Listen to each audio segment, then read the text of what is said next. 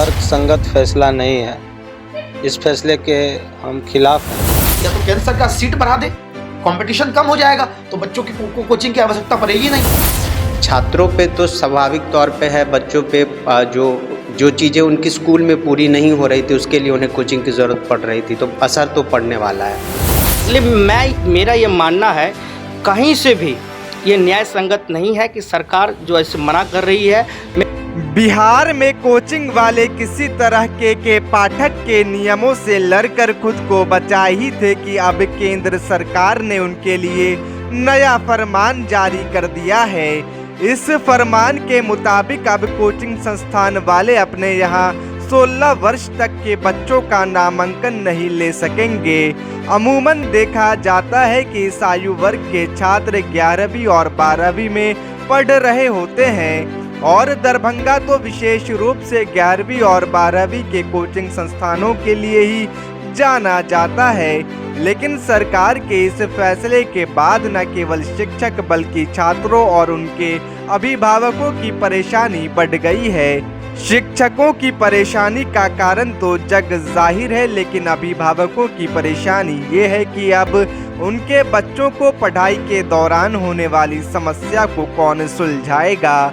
घर पर शिक्षक को बुलाकर अपने बच्चों को पढ़ाना कहीं से भी अब आसान नहीं है और ऊपर से आर्थिक बोझ अलग।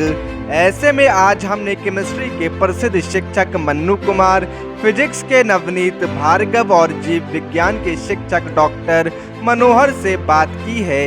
इसके अलावा हमने बात किया है बिहार कोचिंग शिक्षक संघ के अध्यक्ष मुकेश कुमार चौधरी से, जिसमें उन्होंने स्पष्ट रूप से कहा कि सरकार का ये फैसला बिल्कुल बेतुका है और वह इस फैसले का विरोध करते हैं। इस फैसले को आप किस प्रकार से देखते हैं? ये सरकार का तर्कसंगत फैसला नहीं है। इस फैसले के हम खिलाफ हैं। 16 साल के बच्चे हो या 16 साल से कम उम्र के बच्चे हो, शिक्षा बिना तनाव का संभव ही नहीं है। शिक्षा अगर ग्रहण करेगा, पढ़ाई करेगा तो कुछ न कुछ उसमें तनाव आएगी ही, कुछ न कुछ उससे परेशानी रहेगी ही। बच्चे को जागरूक करना ज़रूरी है पढ़ाई के लिए, गार्जियन को जागरूक करना ज़रूरी है पढ़ाई के लिए। और जब पढ़ाई करेंगे तो कुछ न कुछ उसके अंदर तनाव आएगी ही। जो भी ये केंद्र सरकार से नीति ला रही है उस सर्वथा अनुचित है। इस पर पुनर्विचार किया जाए, यही हम केंद्र सरकार से गुजारिश करेंगे, विनय करेंगे। केंद्र सरकार के इस मतलब नियम का और फैसले का हम लोग स्वागत करते हैं, लेकिन इसमें कुछ मॉडिफिकेशंस की आवश्यकता होती है। 16 साल के उम्र से कम के जो बच्चे हैं ये कोचिंग ज़बरदस्ती तो नहीं जा रहे हैं, मतलब कोचिंग वाले इनको ज़बरदस्ती नहीं भेज रहे हैं। गार्जियन और मतलब पेरेंट्स और कोचिंग्स की सहमति हो रही है, बच्चों की सहमति हो रही है, उसके बाद बच्चे कोचिंग तक पहुंच रहे हैं। चाहे हम लोग IIT JEE की कोचिंग की बात करें या मेडिकल की कोचिंग की बात करें, तो हालांकि कुछ हद मतलब कुछ मामलों में कुछ ज़्यादा हद हो जाता है क्योंकि बच्चे बहुत कम उम्र में कोचिंग लेना शुरू कर देते हैं। लेकिन मतलब बच्चों को कैटेगराइज करना पड़ेगा। अगर बच्चों के गार्जियन का कंसेंट है कि बच्चे कोचिंग पढ़ सकते हैं तो मेरे ख्याल से केंद्र सरकार को ऐसी बाध्यता नहीं लानी चाहिए कि 16 से कम उम्र के बच्चे कोचिंग नहीं ले सकते हैं।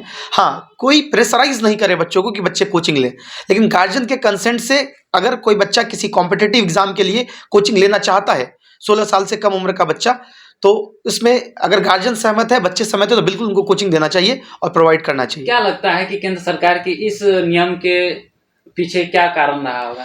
देखिए, केंद्र सरकार की मंशा इसके पीछे बहुत साफ है, अच्छी है कि बच्चों पर बहुत कम एज में जब उनको हम लोग कोचिंग करवाना शुरू कर देते हैं तो प्रेशर उन पे बहुत ज़्यादा आ जाता है और बहुत सारे बच्चे इस प्रेशर को हैंडल नहीं कर पाते हैं। कोटा से आप देखें तो बहुत अधिक सुसाइडल न्यूज़ आते हैं, आप एक साल में दर्जनों सुसाइड्स होते हैं।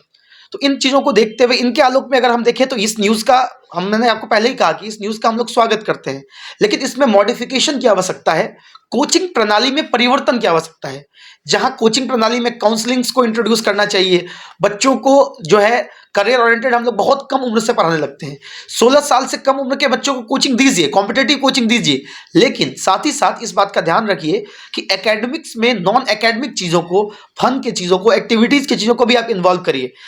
देखिए, जैसा कि मैंने देखा और नियमावली को भी मैंने पढ़ा तो मैं इस कदम को सराहनीय मानूंगा, लेकिन उसके लिए एक केंद्र सरकार की जिम्मेदारी भी बनती है कि आप स्कूलों में नियमित बच्चों का पठन पाठन पे अगर आप उस पे जानकारी रखते हैं, आपका उस पे कंट्रोल होता है, तब यह कदम सराहनीय है, अन्यथा यह कदम सराहनीय नहीं होगा।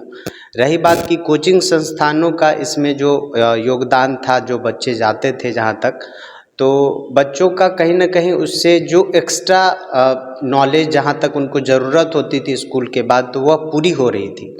अब अगर यहाँ पे पूरी नहीं होगी तो गार्जियंस का भी जिम्मेदारी बढ़ता है और बहुत सारी जिम्मेदारियां बढ़ जाती है। तो केंद्र सरकार ने नियमावली ला देने से सिर्फ आपके बच्चों के पठन पाठन में सुधार नहीं होगा।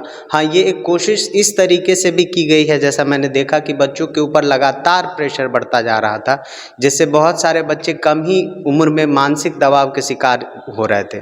तो कहीं ना कहीं ये अच्छी पहल है, लेकिन साथ ही साथ केंद्र सरकार की जिम्मेदारी को भी, अपनी इस जिम्मेदारी से कभी भी पीछे हटने की ज़रूरत नहीं है कि आप बच्चे को रेगुलर तौर पे उसके स्कूलों में जाके उसके पठन पाठन की व्यवस्था की भी जानकारी रखें, तो बिल्कुल यह कदम सराहनीय रहेगा। देखिए, जहाँ तक ये भारत सरकार के शिक्षा मंत्रालय का जो रिपोर्ट है, जो जारी किया गया है कि बच्चों को 16 साल तक के जो हैं उनको नहीं पढ़ाने के लिए, मुझे लगता है ये न्याय संगत नहीं है, तर्क संगत भी नहीं है। इसलिए नहीं है, मैं देख रहा हूँ, मैं आपको एक बता दूँ पत्रकार साहब, मैं देशवासी को जो देश के अभी रिपोर्ट है, असर रिपोर्ट है जो भारत का सरकार का ही है, वो रिपोर्ट देती है। 26 राज्यों का सर्वे हुआ है, 26 राज्य में हमारा बिहार भी शामिल है। उसका हाल फिलहाल का मैं रिपोर्ट कर रहा हूँ, ये हाल फिलहाल का रिपोर्ट है। उसमें ये है कि 14 से लेकर 18 साल तक के जो बच्चे हैं हमारे भारतवर्ष में, वो 25% किशोर ऐसे हैं जो दूसरी कक्षा का जो लिखा हुआ है वो देखकर नहीं पढ़ पाते हैं, और आधों को तो ऐसा है कि भाग भी नहीं देने आता है। ये मेरा रिपोर्ट नहीं है, ये भारत सरकार का ही रिपोर्ट है, एक असर रिपोर्ट है।